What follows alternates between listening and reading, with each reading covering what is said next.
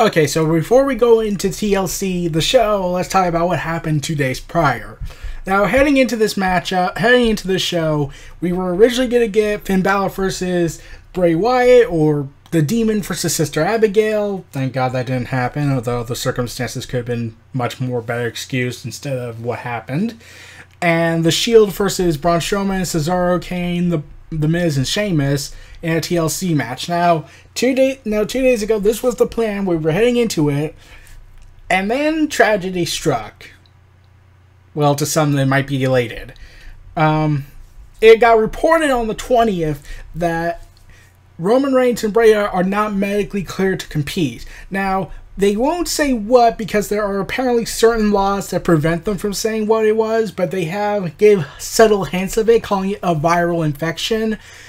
And then we, the fans, had to go and investigate ourselves because, well, the law's not going to tell us, so we might as well do it ourselves. And it's revealed that Bray Wyatt, and this was said to be by Bo Dallas as well, Bray Wyatt, Bo Dallas, JoJo, yeah, and Roman Reigns are all sick with viral meningitis. Yeah, and I was like, oh god, that is such bad timing. Like, I knew WWE was in trouble right then and there. Like, what would they do to contest this? How would they be able to fix this? Well, they decided Finn Balor would fight AJ Styles literally last minute, and Kurt Angle would return to the ring for the first time in 11 years in WWE to team up with Dean Ambrose and Seth Rollins to face the Team Miz in the 5-on-3 handicap match. Now, when I saw Finn Balor and AJ Styles was announced as the replacement match for the Demon versus Sister Abigail, I was thinking, okay, this is a cool, awesome matchup, just a dream match waiting to happen. But at the same time, I'm thinking, oh, considering how timed this is with the Bullet Club, the Too Sweet gesture, the whole cease and desist letter, Jimmy Jacobs' termination from the WWE because he dare associates with Bullet Club with a photograph. Yeah, I'm still pissed off about that. I knew that fans, if they knew about any of this, and they did, they would start chanting out, "Too sweet! Too sweet! Too sweet!"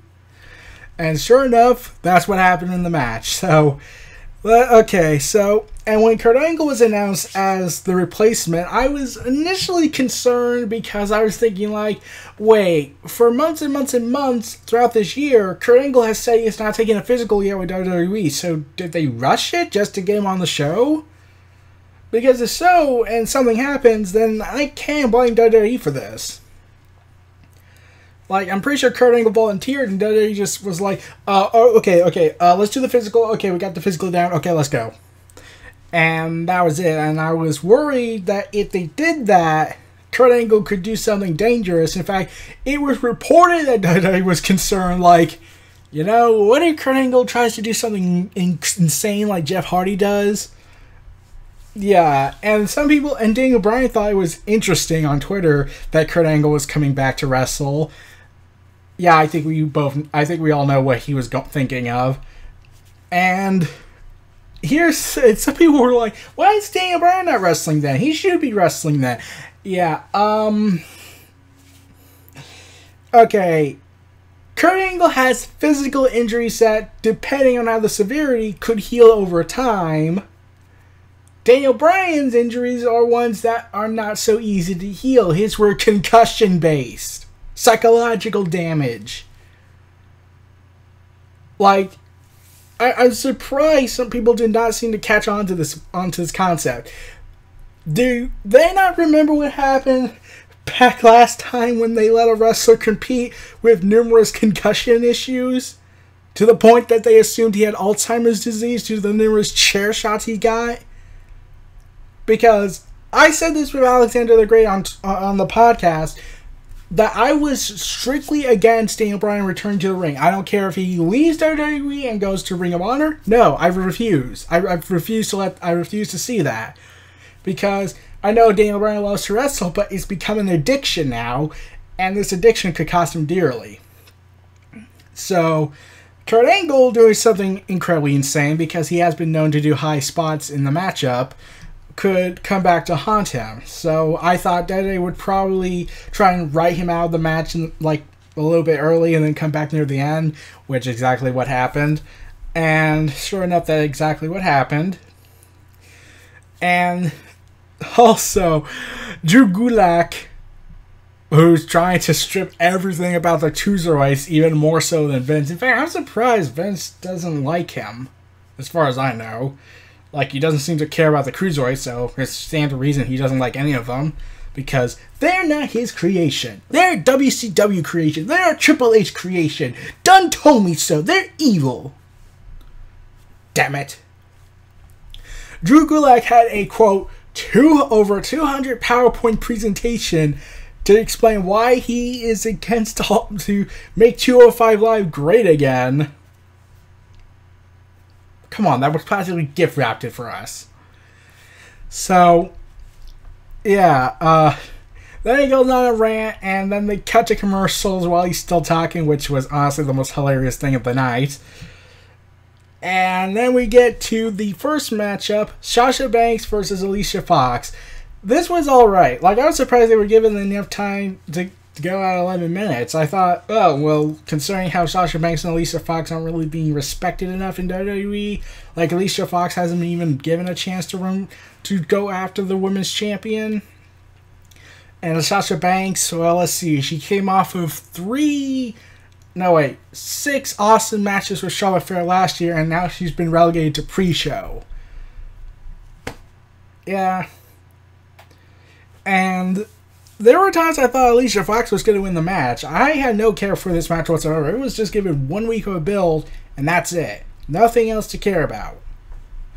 So, Sasha Banks defeats Alicia Fox, and of course it's Alicia Fox. In fact, I was suspecting the referee would get involved in this match somehow, because it was the same referee Alicia Fox subbed.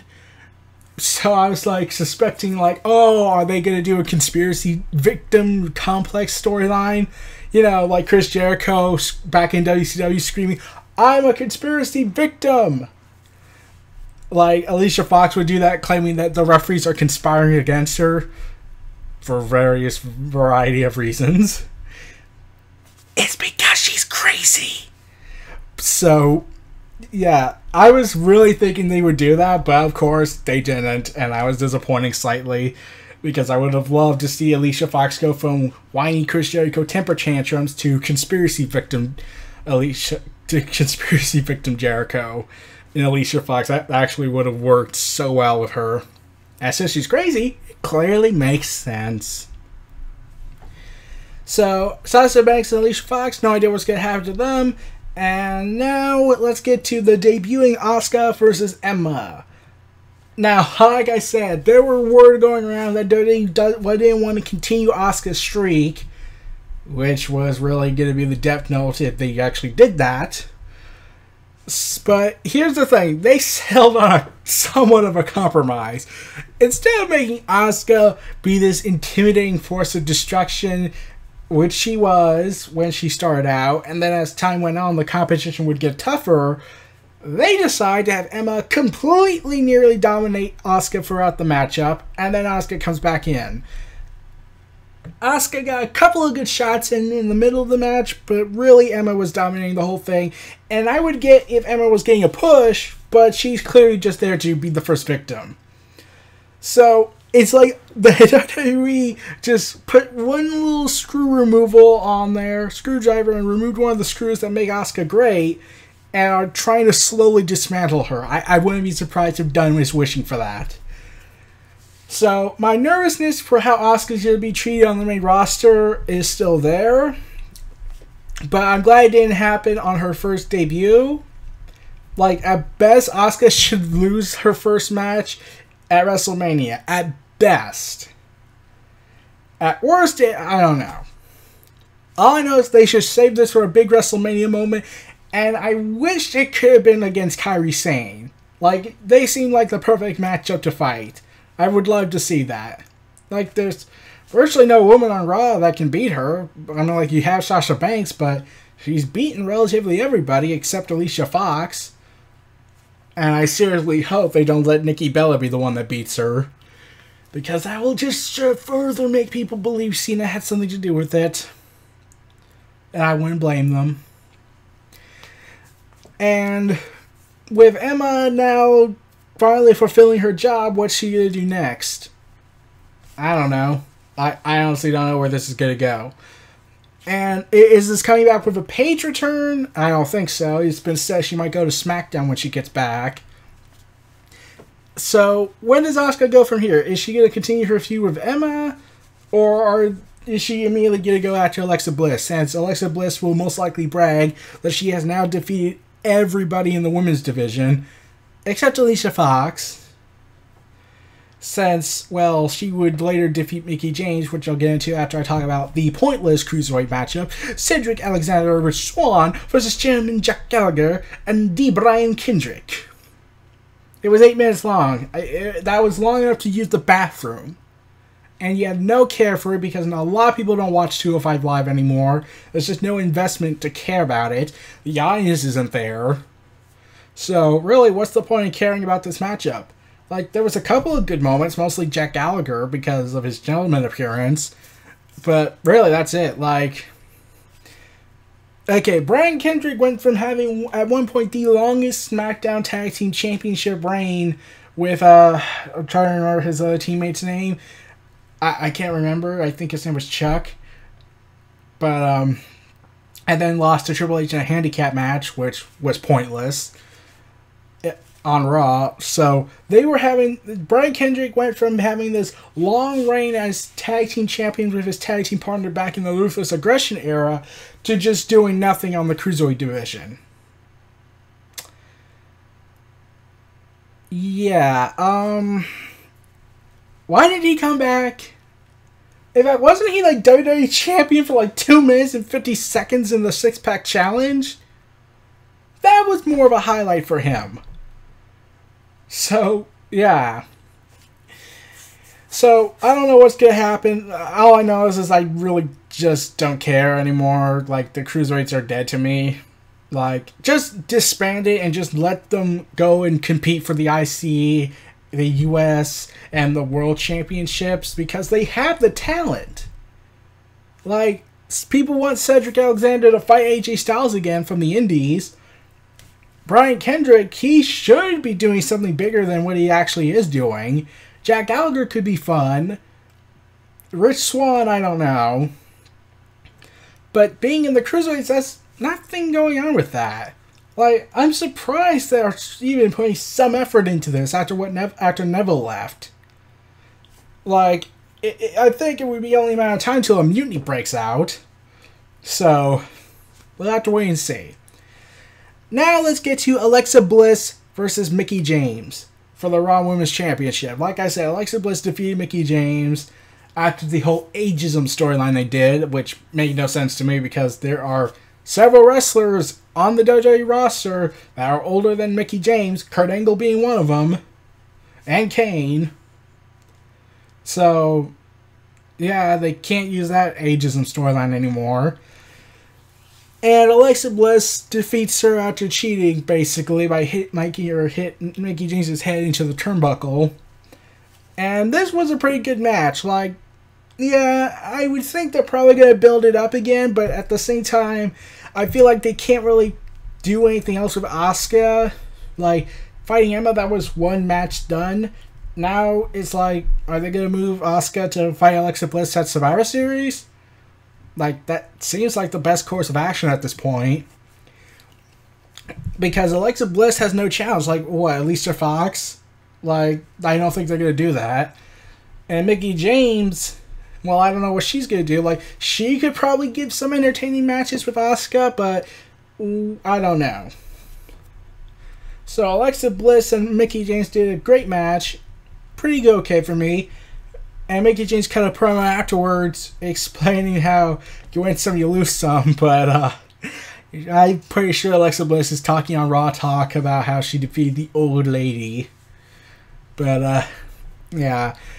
I don't know what Alexa Bliss is going to do after this. Like, I honestly don't know. Like, it's clearly logical at this point that they should just give the Raw Women's Championship to Asuka. Like, there is virtually no competition left for Alexa Bliss. And even then, like, let's see. Nia Jax is on break or something, or she left. Bayley wasn't even on the show. Sasha Banks and Alicia Fox were on the pre-show. And the only woman that Asuka hasn't defeated is the 2 women on the pre-show. And Mickie James, so there's nothing left. That's all of the women's division. If Nia Jax is gone, or trying to use leverage of her heritage, because that has been reported that she has been trying to use the Rock's achievements as leverage to be treated better by WWE. I don't know exactly. I don't know the full details on that. But yeah, there is nothing left for Alexa Bliss. Like, are they just going to keep repeating matches over and over and over again?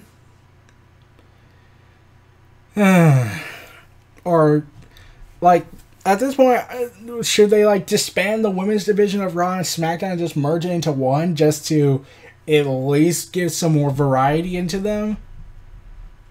I don't know. So, Alexa Bliss, Mickie James had, like I said, an okay match. Hoping to see what comes out of this, so we'll have to wait and see. Enzo Amore versus Kalisto for the Cruiserweight Championship. Just like Neville, this match sucked. Yeah. Neville, Kalisto, if you put them together, they'll probably deliver. Enzo Amore and Kalisto, no, that's not going to work. And you can't even use Enzo's promo magic this time because he lost his voice. So he might be sick, so he might be let's see, 5th guy to get sick. And they gave him back the Cruiserweight Championship. Yeah, after blinding Kalisto for a second, he got the Cruiserweight title back. And if he's sick, he's going to be gone for a while. If not future endeavors, so yeah, there was no highlights in this matchup. It was practically pointless, and I knew this was gonna happen because I said this in the video. Kalisto was only there because WWE needed something to give Enzo more challengers. After Neville and the Cruiserweights attacked him after Braun Strowman laid him to waste a couple of weeks after No Mercy. So, yeah, this was the worst match of the night by far. There's no investment in this matchup. Like, and Enzo Amore, like, he's going to keep bringing personality to the shows, but he's not going to deliver athletic ability. Like, there's a couple of good moments where he does that tornado DDT, but really, that's pretty much it. Like, he doesn't really deliver when it comes to wrestling. He'd be great as a manager, but why are they pushing him to be a wrestler? Unless they let him train himself at the Performance Center while still doing promos for other guys, then that could work. But they're not going to do that because they hate Enzo. Because he dare have a personality in real life. Like, I get why Locker Room is frustrated, but this hate relationship thing they have with Enzo, and they keep rewarding him with stuff because, oh, he gives us merchandise money. And I loved how they keep showing Neville in certain scenes of the promo they cut. And I'm thinking, like, oh, God. WWE still thinks Enzo's part of the company. But he's not. He's gone. Just move on. Like, I'm surprised Enzo didn't take a shot at Neville on the show when he was cutting promo after he won the match, where he thanked himself, and he could have dissed Neville and said, and I'm the one who drove Neville out of WWE. And that would have really pissed off the crowd. Especially in Florida. If they had done this show in Florida and Enzo said that, he would have had a riot. Let's be honest, that would have pissed everybody off. Because compared to Enzo and Neville's going to be treated more favorably towards the Florida crowd since NXT is the homeland there.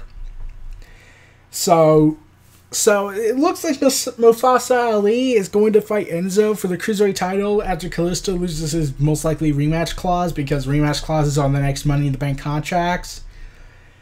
And really, I don't get why. Like, there's no incentive to care. Like, Enzo, yeah, he brings the personality, but he doesn't bring the athleticism. So, I don't see the point in watching the Cruiserweights or still have an invested reason to watch 205 Live.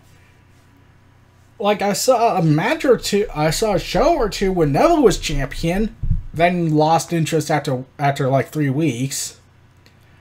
So, yeah. So, okay, enough about that. Let's get to Bullet Club Generation 1 leader versus Bullet Club Generation 2 leader. The Demon King, the Phenomenal One. Finn Balor versus AJ Styles. And who can most likely be the better Bullet Club leader ever? Now, I knew the audience was going to chant, "Too sweet! Too sweet! Too sweet!" Yeah, and also during the show, someone in the crowd, I saw them in the crowd on TV, they were wearing a Young Bucks cease and desist letter. I am surprised he stayed throughout the entire show. I'm surprised Vince didn't order him kicked out, because Vince is petty like that. Either Vince would tell him, change outfits, you can't wear that. That's offensive to me because my emotions are the most considerable thing in all of wrestling. I am the god of wrestling, who most likely have daddy issues. But still, I am the god of wrestling. I created all this. Yeah. So, Finn Balor and AJ Styles, it was said they were going to go on long, but that wasn't the case. They went for nearly 20 minutes, but I was honestly hoping they would go for 30 minutes. And they delivered a hell of a match. It looked like they were trying to hold back some good moments in there. Like they wanted to save this for a future pay-per-view matchup with build-up and pre-confrontations, which I get. But since this is a match on such short notice, I completely understand why they had to do as much as they could, but at the same time leave it open for more rematches in the future if they ever decide to go back to this. So Finn Balor, with the demon gimmick, defeats AJ Styles, hinting that it probably would have been the same story with Sister Abigail. And thus Bray Wyatt's gimmick fails miserably. Well, it already failed, so yeah, I still think they should have went with Nikki Cross being Sister Abigail possessed. So Finn Balor and AJ Styles were doing a hell of a matchup. It started going really awesome-like, and then it just ended with Finn Balor getting the victory. And then at the end of the matchup, they do the too sweet sign. And some people on Twitter I saw predicted that wouldn't happen because of all the stuff going on right now, but they did it. And I will be surprised, and I will not be surprised if Vince is fuming that they're referencing Bullet Club on his show.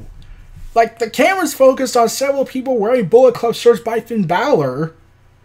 So, what's stopping Vince from having an aneurysm and freaking out?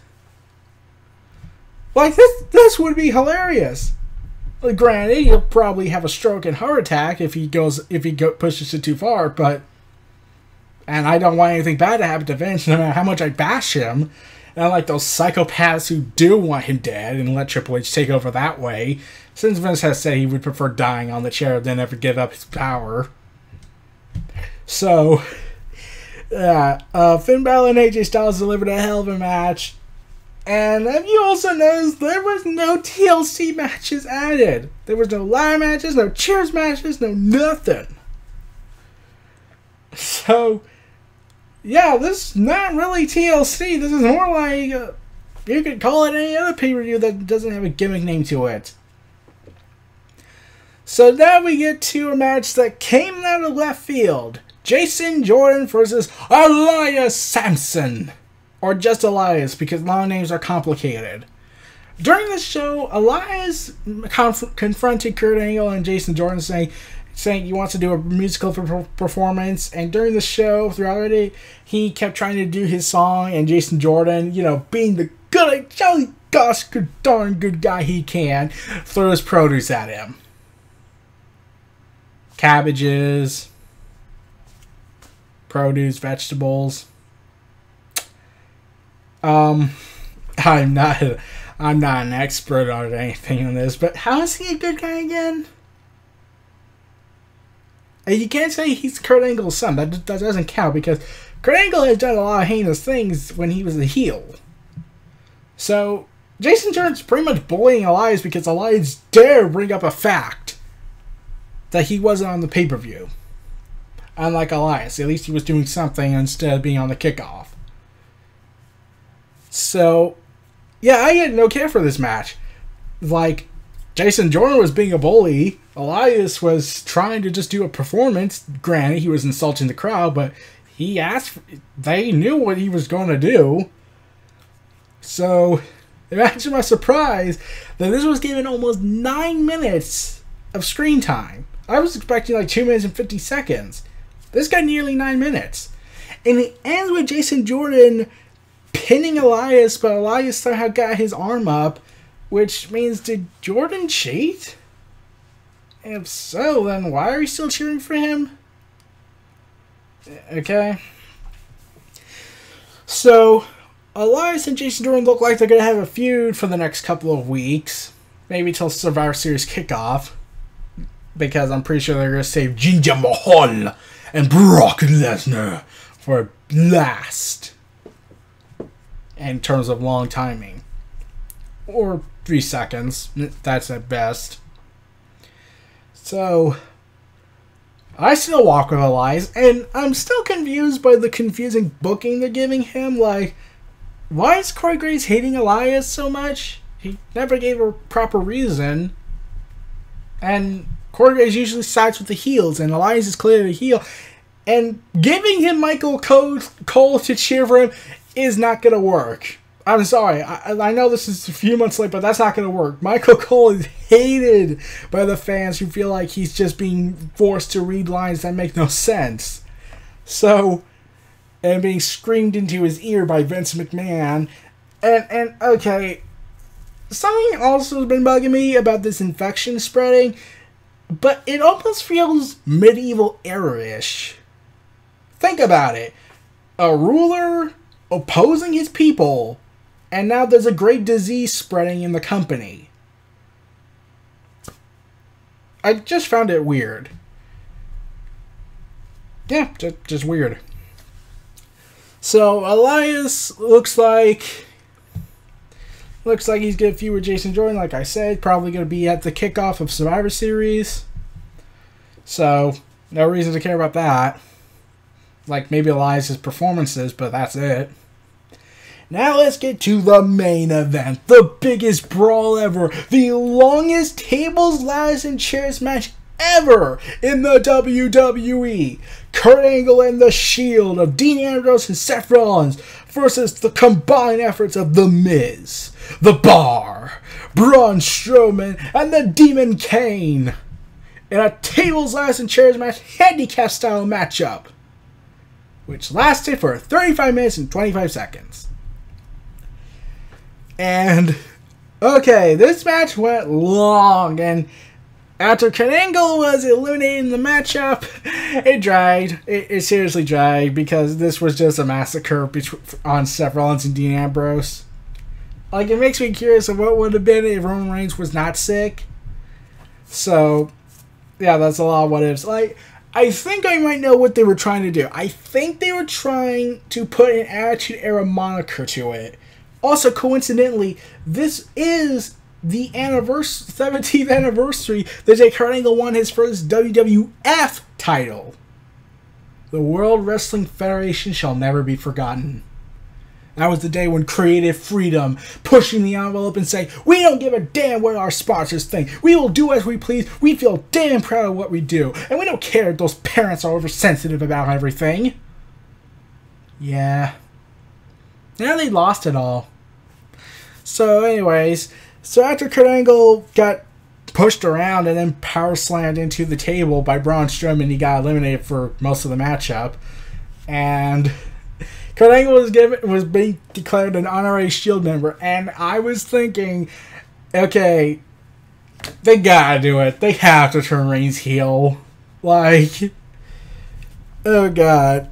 Like, let's see. On the internet, I was seeing people saying this was awesome, that Reigns was sick, and some were hoping he dies. Yeah, that's just how bad it is. Like it's like the Braun Strowman incident again, where Reigns was destroyed by Braun Strowman and flipped over in the ambulance, and people were wishing that he died in that ambulance along with his daughter shot. And I'm processing why that's still logically to them sound. But to hear people saying, oh, I hear Roman Reigns died from the infection he's going through. At times like this is why I hate being a wrestling fan. That I am labeled, associated with, guilt by association, because I'm in the same fan base with the psychos. Who can't like a guy, who doesn't like a guy who has virtually no say, unlike John Cena. So, yeah, so basically back to the matchup. Dean Ambrose and Seth Rollins were being kicked their asses around. They kept getting a few shots in them, but ultimately they were being destroyed. And the thing I knew, Braun Strowman and Kane were essentially pointless in this matchup to me. The minute when Roman Reigns was put out, I was like, why is Braun Strowman and Kane in the match then? I'm like, seriously, there's no point. Like, they have no beef with Kurt Angle. And, like, you can say Kane to an extent because of their history, but Braun Strowman doesn't. But, really, they have beef with Roman Reigns. Braun Strowman because he's been fighting Roman Reigns since this year started, and Kane because he's the one that ended The Undertaker's livelihood and career. So, they have a reason to fight Roman Reigns in the Shield, but now they don't. So, really, what's the next course of action? Have Kane and Braun Strowman fight amongst themselves and then destroy each other. And then have... Also, I get the feeling Braun Strowman turned face after this because Cesaro, Kane, Miz, and Sheamus beat the holy hell out of him and then dumped him into a garbage truck, and most likely killed him, because when I saw him get pushed into the garbage and was basically shoved in there by the machine, I was like, dead. No, seriously. There is no way a man could survive that being crushed. Unless they have an opening where they got him out, there is no way. Storyline-wise, no, he's dead. I don't care if he's a monster among men, he's dead. There is no way. He's probably a ghost now. So, yeah, it looks like Braun Strowman's going to go after for the Bar, Miz, and Kane afterwards, though it looks like Kane's going to be his enemy. And really, I don't get why Kane was even partners with him in the first place, because Braun Strowman kidnapped him and his brother 2 years ago in the worst tag team match of Survivor Series that should have been a 4-way, 8-man tag team matchup with Finn Balor, The Undertaker, the Brothers of Destruction, and someone else against the Wyatt family, and that's it. That should have been the matchup, but no, they went with this pointless tag team match. I never thought I would still have to say that. So, Kane and Braun Strowman look like they're going to feud, even though Kane has a government position he's trying to get to. And in fact, it's been said his run in WWE is not going to last long. He was just here to fight Roman Reigns, but now that's thrown out the window. So, the Shield are being decimated. Braun Strowman's practically dead.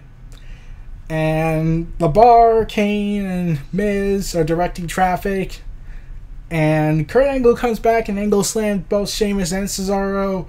Then attacks Kane. And the Shield spear him in homage to Reign through the barricade. So I'm like, yeah, that's a homage. Even the announcers pointed that out. And I'm confused by Booker T's hypocritical statements. Because didn't he, when he was a businessman in commentary, didn't he get physically involved with Cody Rhodes at TLC back in 2011? Or are we supposed to forget that because Cody Rhodes doesn't work for WWE anymore? That's the only logical sound excuse they could come up with. So, the Shield and Kurt Angle powerbomb The Miz, Olympic powerbomb. Shield powerbomb, pretty much. and they get the victory. And okay, I get why they were trying to do this matchup. I get they were trying to make an Attitude Era style booking where the matchup isn't really the most important thing, it's the characters. I would care more about that if it was the entire Shield and not Kurt Angle involved. Like, the only beef Kurt Angle has with any one of those guys in the team is The Miz. Cesaro and Sheamus, they don't have an issue with him. Braun Strowman doesn't have an issue with him. Kane is loosely tied to it. But mostly it's The Miz and Kurt Angle's feud. So with Kurt Angle now back on the forefront, is he going to feud with The Miz? Is this going to be a storyline between them? Since Kurt Angle is physically active to get involved in the ring again. As far as the testing was. So, yeah, this match dragged a lot of times. Like, they were trying to keep this high-octane performance, but, yeah. I was trying to wonder, like, okay, something has to happen, right? Like, is something going to happen? Like, I know Roman Reigns isn't coming back. In fact, I was expecting Curtis Axel to do something. Yeah, he never showed up on the matchup. Like, I was expecting Curtis Axel to get involved and help the Shield get the victory over The Miz. Like, I knew Kurt Angle was coming back, but maybe Curtis Axel would screw Miz over because he wasn't chosen to have this big moment, so he's going to create his own moment, since this isn't his hometown. So, wasted opportunity there. In fact, I'm surprised the fans didn't chant, "We want Axel! We want Axel!" Like, I was expecting that, but that never happened. In fact, they chanted for "We want Lesnar." And Kurt Angle looks like he might fight Brock Lesnar, probably, when they mentioned that Kurt Angle was the pioneer of Suplex City. Brock Lesnar's not going to like that at all. So, TLC wasn't really TLC except for one match. So, yeah, you can't call it TLC. You can call it any other show you want, but TLC is not the name for it. This wasn't the name for it. So, the Shield, Kurt Angle versus Team Miz, and Finn Balor and AJ Styles are the matches worth seeing, to me at least. And everything else you could just skip or watch for a little bit and then skip it. Like maybe Asuka's debut. But really, two matches really what kept me to stay. Like, it's actually the same matches that kept me to stay in the original card because I wanted to see how bad Finn Balor versus Bray Wyatt was going to be. With how absurd it is. And speaking of Bray Wyatt and Finn Balor, it's being said Finn Balor might come back and fight Brock Lesnar at Royal Rumble. And if Bray Wyatt's out for an extended period of time, I'm thinking, oh god, please don't tell me this is going to be a WrestleMania match. Because if they do that, that's going to be bad. Like, real bad. So, yeah. And also, I'm trying to remember, Roman Reigns, I get the feeling, just turning heel now. Like, he can feel like he felt replaced, like the Shield were replacing him with Kurt Angle. Like, that could be the basis of a heel turn. They could do that, but I know for a fact they're probably not. So this was pretty pointless to talk about, but I still need to vent about that. So, Finn Balor and AJ Styles, awesome matchup. Kurt Angle and the Shield versus Team Miz. Okay, I get what they were trying to do. Let's just go with that. So, those were my thoughts on WWE TLC, Tables, Lies, and Chairs 2017. This was Neo Reality Entertainment. Feel free to like, comment, subscribe, and donate to do more.